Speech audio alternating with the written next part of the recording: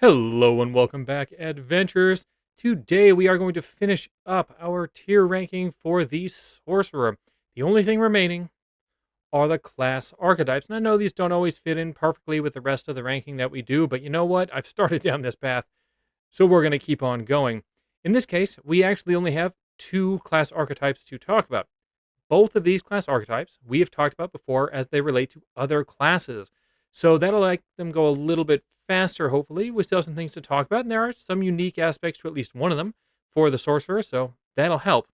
But in either case, we know where we are so far with all of our ranking. Let's see where these might fall, and if maybe I've changed my mind about one of them since we talked about it with a different video. Having said that, let's go ahead and kick off with the Elementalist. I did go over this with the Druid and the Witch. In those cases, it was basically a fair trade out and received a B. So let's see how it does for the Sorcerer. So what are the changes if you take this class archetype, and what does it do to the class, right? So if you do this, your changes are: first, you're going to be choosing your spells from the elemental spell list.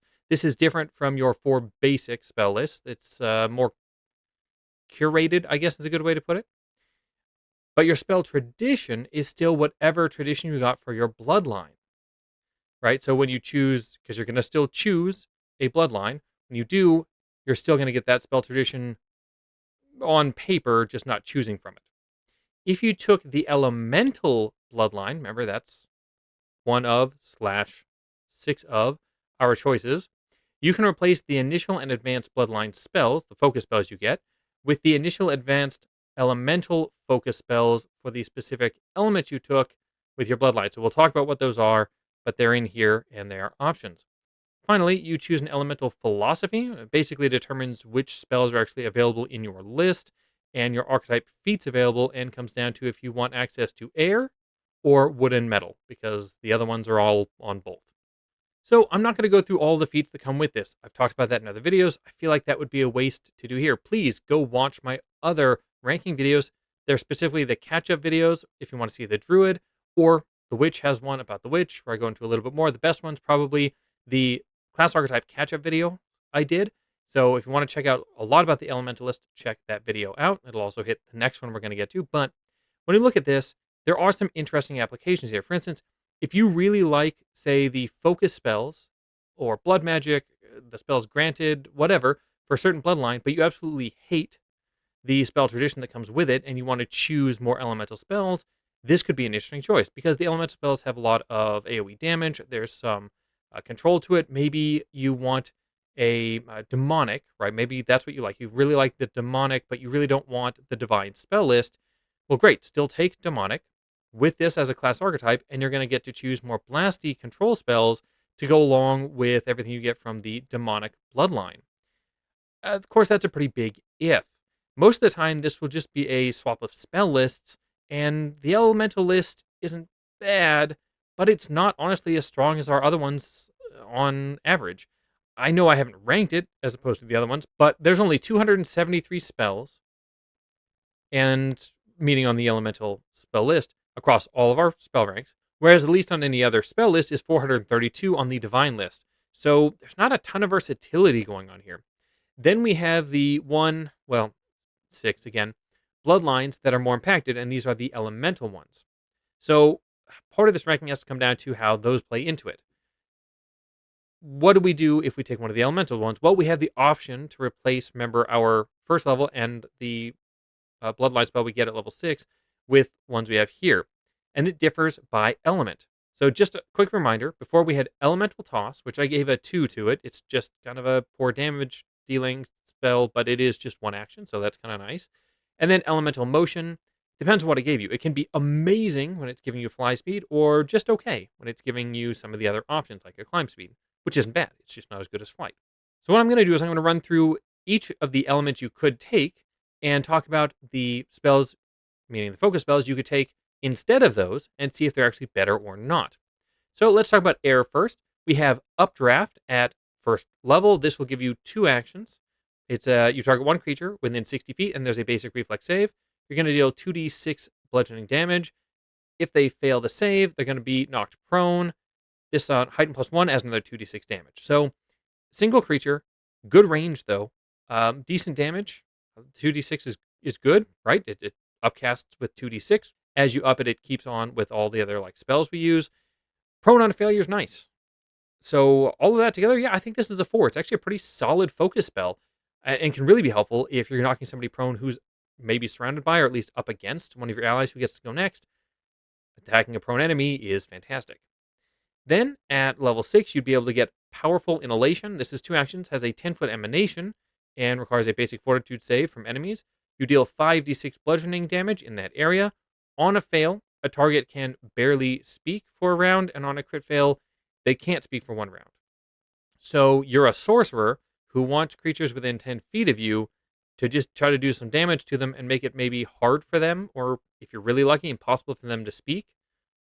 I mean, if you're up against a caster and you're right next to them, sure, but you're not going to do this against one target. And it's only if you're going to get multiple. Otherwise, this is pretty.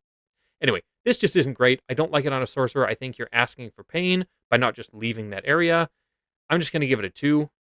I don't love this. I think there's way better ways for you to do blasting, and the speaking thing will almost never come up except for casters. Then we have Earth. At level 1, we've got Crushing Ground. This is 2 actions. You target one creature within 60 feet. Sounds familiar.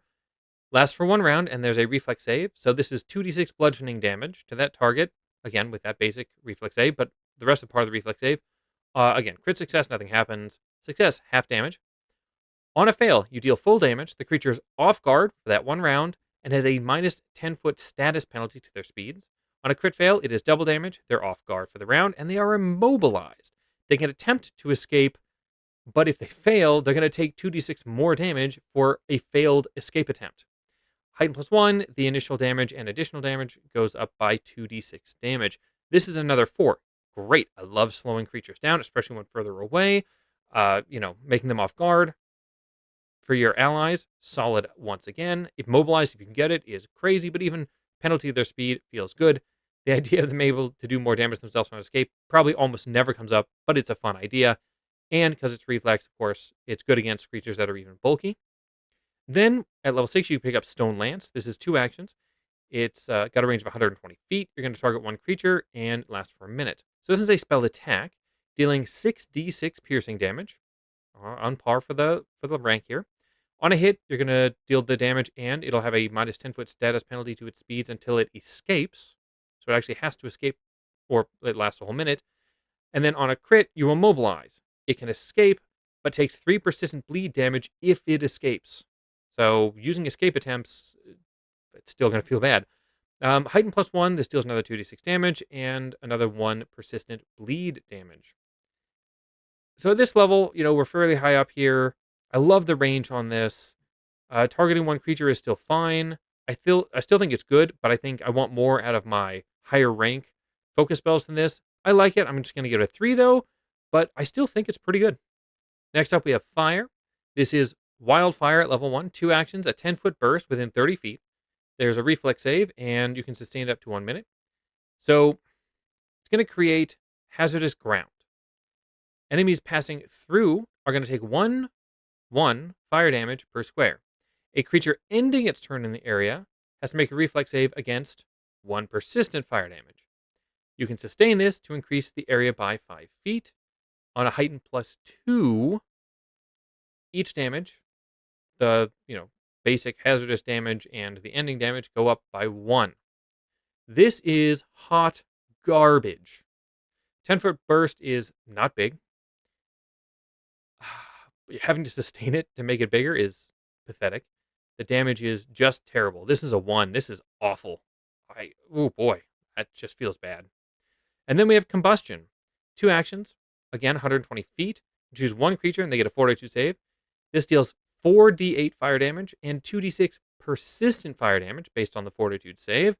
Crit success, nothing happens. Success, half on the initial damage and no persistent damage.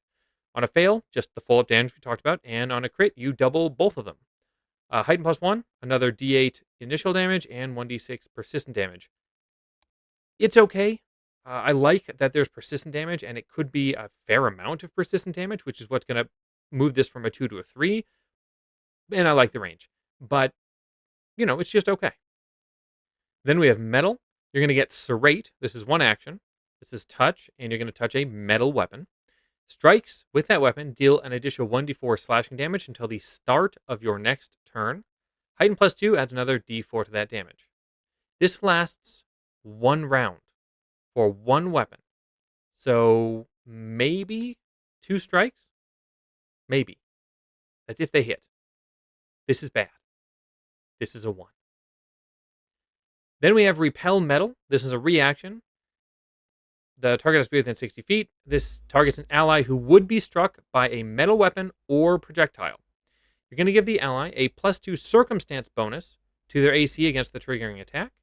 If the attack misses, you send it back at the attacker, using the same attack roll against the creature's AC now, though. Then the target is immune for 10 minutes. There's a lot about this. Giving an ally an AC boost, cool. I like that side of it. Again, it's very specific. Metal weapon or projectile. There's a lot of creatures that don't use any of that. So it won't work a lot of the time. If it does, great, you may have helped, but you may have just helped, an attack that would have missed anyway, because you have to choose this on attack, not when they're hit. And then if it was a bad roll, there's no way it's going to hit the attacker. This is a 2. I don't love this. Next up, we have Water. We start off with Rising Surf at level 1. This is one action and has a 30-foot range. You move up to 35 feet. And while you're doing this, you're actually 5 feet off the ground, which helps you avoid basic difficult terrain.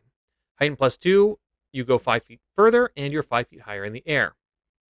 You're using an action and a focus point to go maybe 10 feet further than you normally would, or only 5 feet normal, or only 5 feet further if you've given yourself an extra 5 feet from fleet or something. I'm just not excited about it. It's fine. There's teleportation you could get from other things that might be cooler than this. It's a 2. It's okay. I don't know. Then we have Pulverizing Cascade. This is 2 actions. This is your level 6 option. 120 feet. You make a 10-foot burst that is 20 feet high. That's a cylinder. And creatures in there get a basic reflex save. It deals 5d6 damage with that basic reflex save. This is bludgeoning. And Heighten +1, 2d6 more damage. Yeah, it's fine. Decent AoE. Okay size. Not crazy. Not great. Long range to place the area. I like that. It's a 3 though. And finally, Wood. We have Arms of Nature. This is 2 actions.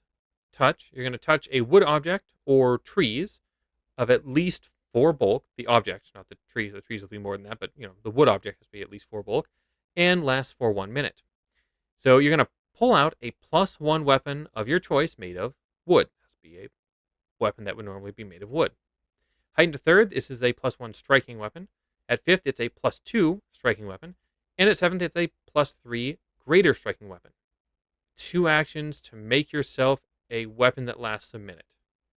If you're a weapon user, you already have a weapon that's better than this. Okay, +1 at level 1, sure. That's a little ahead of the curve. Everything else is on curve. This is pointless. This is a 1. You're a sorcerer. What are you doing? Even handing this off, again, at level 1, there's better spells than this out there. This is just bad. And Woodwalk. 2 actions, last for 1 minute. As part of the spell, you move along any surface in any direction as long as there are trees within 15 feet. But you're still along a surface, right? This doesn't protect you from hazardous terrain or dangers. When you sustain, you can move this way again. And you heighten to 8th rank. This lasts for 10 minutes. No need to sustain to keep it going, but you can sustain it to use the movement still if you want to. I mean, I can contrive a situation where this sounds like it's useful. It's not. Don't take this. This is bad. By the time you get this, you've got 3rd rank spells. Don't take this. Just 1 again. Yeah. Ooh, wood suffers. Okay, so those are some pretty rough focus spells, if I'm being honest. The Earth option is actually better than what Elemental usually gives. But otherwise, just keep normal spells. You're probably better off. For anything other than Elemental, which all that was just about Elemental, if you choose that one set of 6 options for your Bloodline, everything else, it's just kind of a give-take. I'd say it's still a B. I think there's interesting combos. I do think there's an option here to choose the Elemental list when you would normally have an Occult or Divine list and that could be fun. Anyway, if you take this, though, with wood, metal, or fire, it's a C. I just want to call that out. You're actively making yourself worse. So that would be a C. Our only other class archetype is Wellspring Mage. This is about randomness and gambling and is available to all spell repertoire casters. Here are some basic changes. First, you're going to reduce the number of cantrips you normally get by 1. Then you're going to reduce the number of spell slots at each rank by 1. This does not affect the number of spells in your repertoire, just spell slots. Then, when you roll for initiative, you also roll a d6 flat check. On a crit success, you temporarily recover a used spell slot of any rank for 1 minute. If not used, at the end of 1 minute, you experience a Wellspring Surge. On a success, same as crit, but the slot recovered is random from your top 3 ranks. On a fail, you generate a Wellspring Surge with spell rank chosen randomly from the top 3 spell ranks available. So, what are the Wellspring Surge mechanics? I'll just talk about them a little bit. We're not going to go deep on this, but I'll give you a little bit. Your magic goes out of control, and you roll on the Wellspring Surge table. I have that on screen. This uses your spell DC. You are the origin for effects, which means even AoE effects, you are the origin, and you are not excluded from them. If an enemy generates the surge, that enemy then is the focal point. A surge always has the trait of your spell tradition, as well as any trait listed in the table.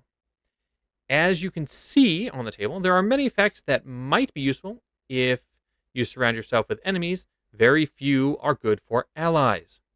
And some are good for you directly, while others are absolutely terrible. I'm not going to go through all the feats for this archetype, because again, I've done that before. Please go look up my video when I went and did all of my class archetype ranking for all the classes I had already done. No, let's go ahead and jump in here. So, can this be fun? Absolutely. Will this make you better as a sorcerer? No. Losing spell slots is terrible. Sure, at high level, you'll have a lot, but you still don't want less. The possibility of getting those slots back at the start of combat is trying to make up for that, and most of the time you'll get one back, but even then there are issues. You may not have used any slots for the rank that you get on a success, for instance. So it says, the top 3, maybe you haven't used any for 4th rank. 4th rank is one of your top 3. You get nothing back. Cool, useless. This isn't an extra slot. It just refills an expended one. On your first encounter of the day, there is a very good chance you wouldn't have used any resources, and you'll either get no effect, or you'll surge on your party, because you're rolling at initiative. And then the surges themselves, you should want them, because it's the whole point of the class archetype, but in many situations you really won't. Initiative being probably the worst time to get a surge, because you might just kick off combat by exploding on your party, or debuffing yourself, or healing your party when they're at full health, or maybe you just put out the fires around you that don't exist. Anyway, I was more kind to this in the past, but I don't know why. This is a D. My mark for a D is that it actually takes away from the class, or is a trap, and yes, that's the case here. You are literally giving up your resources to possibly make things worse for your party. This is a D, and I love that it's silly. I love that it could be fun. I don't like what it does mechanically, and I feel like you're in trouble taking it. And that's it for our class archetypes. We finally finished up the Sorcerer, which feels good. There is a lot to the class, but honestly, it's a fantastic caster. I think it's not going to top my list for casters, might top my list for charisma casters, but again, I haven't gone through all of them yet, so who knows. What do you think? Do you love Wellspring magic? Let me know in the comments below, and as always, adventure on.